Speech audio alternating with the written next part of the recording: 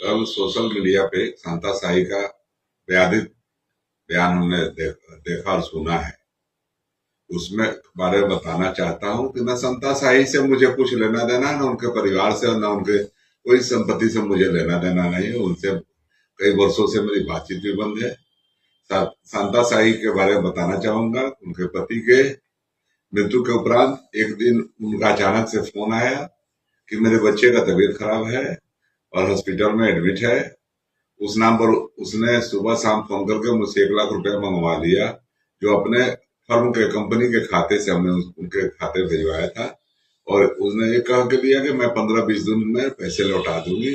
आज कई साल हो गए और मेरा पैसा नहीं दी।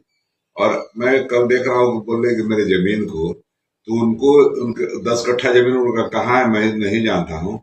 उनको जानकारी और उनके जानकारी के लिए ये बता दूं कि जितना जमीन उनके पास 10 कट्ठा, उससे बहुत ज्यादा जमीन मेरे पास है और मेरे लिए पर्याप्त जमीन है। न मैं जमीन का कोई कारोबारी हूँ, न कारोबार करता हूँ। इसलिए मैं आप सोशल मीडिया के माध्यम से बताना चाहता हूँ कि वो निजी मामला है, उसे मुझे घसीटने की कोशिश न करें, नहीं तो मैं उनके खिलाफ कानूनी कार्रवाई करूंगा। और रही दूसरी बात, मेरे कैंपस का उन्होंने फोटो एक सोशल मीडिया में दिखाने का प्रयास किया है। तो मैं एक जनप्रतिनिधि हूँ और मेरे यहाँ जो भी आएगा उसका मैं पैरवी करूंगा। और मेरे रहते हुए कोई किसी निर्दोष पर वो चाह के मुकदमे फंसाने का जो उनका साजिश का आए दिन करते रहती है, वो कभी भी कामयाब नहीं होने दूंगा।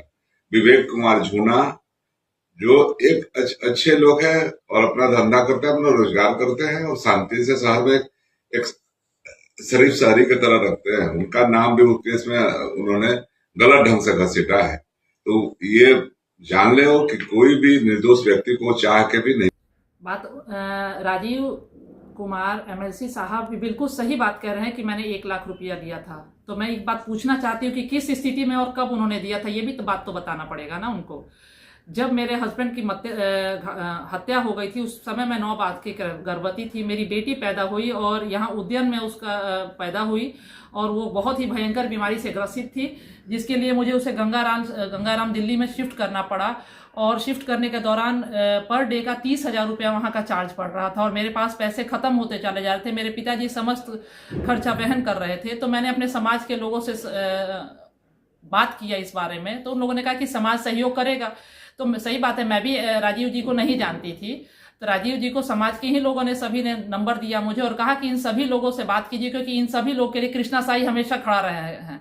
मुझे बताया गया था कि जब राजीव जी के एजेंसी पर लूट हुआ था तो सबसे पहले बाइट दे रहे थे। वो बाइट मीडिया में अभी भी है कि इनके पक्ष के लिए वो सभी लोगों का विरोध झेले और मीडिया में बाइट दे करके इनके लिए हमेशा खड़े रहे हैं। तो इनका भी फर्ज बनता है कि उनकी बेटी जब पैदा हुई है तो सहयोग थोड़ा सा करें। तो इस सहयोग में सबसे पहले मेरे को ब्रिजकिशोर जी भैया ने भी मेरे को 25,000 दिया। राजन शाही भैया ने भी माझा से उन्होंने भी 25,000 दिया। छोटन ठेकेदार उन्होंने भी 50,000 दिया। संजय एक मामा है, उन्होंने भी 50,000 दिया। इन्होंने भी 1 लाख रुपया दिया। उस समय मैंने कई लोगों से कहा भी कि जैसा मेरे को LIC का पैसा मिल जाएगा, 10 लाख की LIC थी, मैं आपको उसमें से दे दूंगी वापस। लेकिन सबने मुझसे कहा कि जब बच्ची बच जाती तो हम लोग सोचते भी, जब बच्ची बची ही नहीं तो हम इस पैसे को लेकर के पाप का भागीदार क्यों बनेंगे। और इन्होंने मुझसे जब कहा, ये मुझसे इस बारे में नहीं मांगा गया। इनके मैनेजर ने एक बार फोन किया हमको कि हमको 1 लाख रुपया चाहिए। उस समय ये मेरी फॉर्च्यूनर गाड़ी जो जिनके ऊपर पुलिस की दबिश लगी हुई थी, फॉर्च्यूनर गाड़ी की जो मेरे नाम है, उस गाड़ी के लिए दबिश लग रही थी। तो मुझे इनके ही स्टाफ ने बताया कि इन्हीं के यार्ड में, MLC साहब के यार्ड में मेरी फॉर्च्यूनर खड़ी है। 1 साल मेरी फॉर्च्यूनर वहां खड़ी रही छुपा करके, पुलिस की दबिश हो रही थी, क्योंकि ये बड़े बाहुबली हैं, इनके पास बल धन सब है। सही बात है, इनके पास बहुत धन और बल है, इसका प्रयोग ये मेरे जैसे कमजोर विधवा को दबाने के लिए अपना संपूर्ण प्रयोग कर रहे हैं और सफल भी हो रहे हैं शायद। तो मेरे को बताया गया, तो साल भर इन्होंने मेरे गाड़ी रखी अपने पास यार्ड में छुपा करके। तो मैंने इनसे यही मैनेजर साहब से इनके कहा कि देखिए ठीक है, एक गाड़ी को अगर मैं किराए पर देती अपने फॉर्च्यूनर का, तो कम से कम मुझे 30-35 हजार रुपया तो मिलता ना किराया कि मैं अपने बच्चों का पालन पोषण कर सकूं।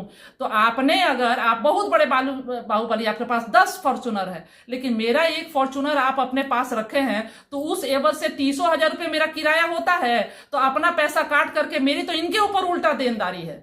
मेरी गाड़ी अपने पास रखे थे ना, उसकी देनदारी इनके पास होती है कि नहीं? एक विधवा की गाड़ी अपने पास छुपा के रखना, क्या ये समाज इसको श्रेष्ठ काम कहेगा?